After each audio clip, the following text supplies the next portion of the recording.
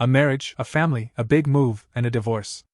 There's a part 1 with all the backstory, but this got long, and I decided to make it a separate post. I did do some editing to make it readable as a standalone story. Very condensed backstory: wife had an affair, I divorced her, she moved in with AP, who started beating her, and I let her move into my house until after the holidays. Rent-free, to let her save for deposits for a few months, on the condition she cut all communication with AP. She honored this agreement for a while but then started with him again while saving no money. Hey, she did at least pay for the water/electricity/internet for January. Last week, I saw the two of them together while I was out with the kids. Thankfully, the kids didn't see them. She was supposedly at her school working on grading papers. I didn't confront her about it when she got home, but I asked questions and told her I didn't believe she was at school. I just wanted to see what it would take her to admit it. On the second day, I was over it and flat out told her where I saw them. I'm not sure what reaction I expected exactly, but I imagined it would be something like, "Okay, yes, you are right, but we aren't together, and it isn't your business."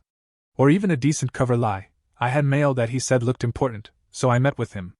Instead, she was so hot that I let her lie to me for 2 days instead of just telling her she had been busted.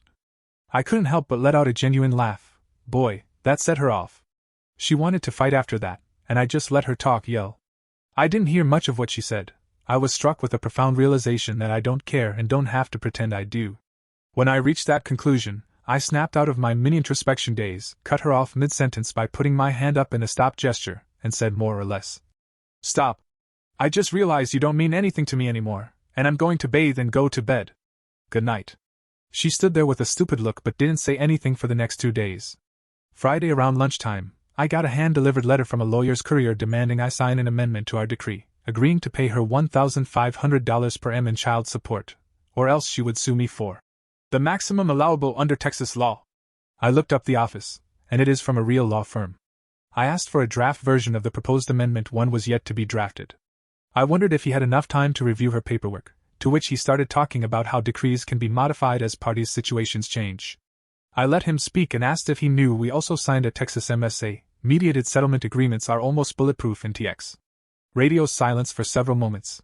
Then I was told I should accept her generous offer to settle, and alluded to the idea I might be court-ordered to pay twice that, but he'd be willing to take a counteroffer to her. I thanked him for the information and called my lawyer, who laughed after ensuring I didn't make a counteroffer.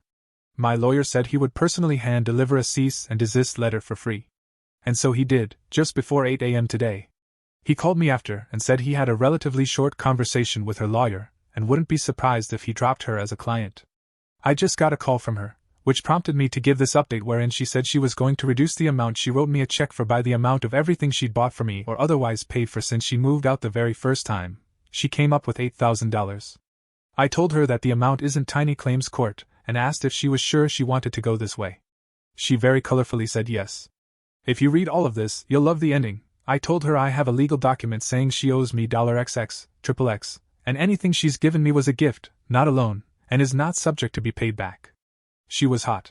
I am paying my lawyer to draft a simple letter reiterating that she is legally obligated to pay me the total amount, and that we will sue her for even 1 cent less than that, plus legal fees.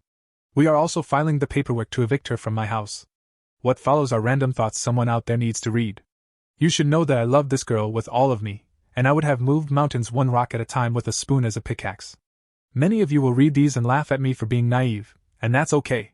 She told me she didn't think I knew her anymore and might never have. We had been together for almost 9 years. How can you not know someone in that time?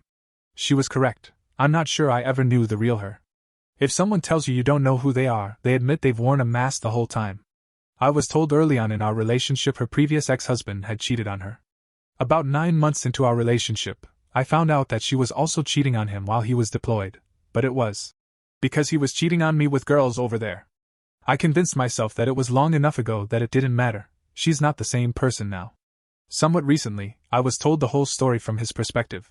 Too many of the details matched too well with what I went through. He wasn't cheating on her, but she started accusing him of it one day. He tried to work it out with her. When he returned home, she left him for her AP. She did the same to me. I will never again have any relationship with another cheater. Not just someone who cheats on me, I mean anyone who's ever cheated on any LTR, regardless of when I find out about it. One of the things that stands out is that if they start to accuse you of something, it's almost certainly because they are doing it.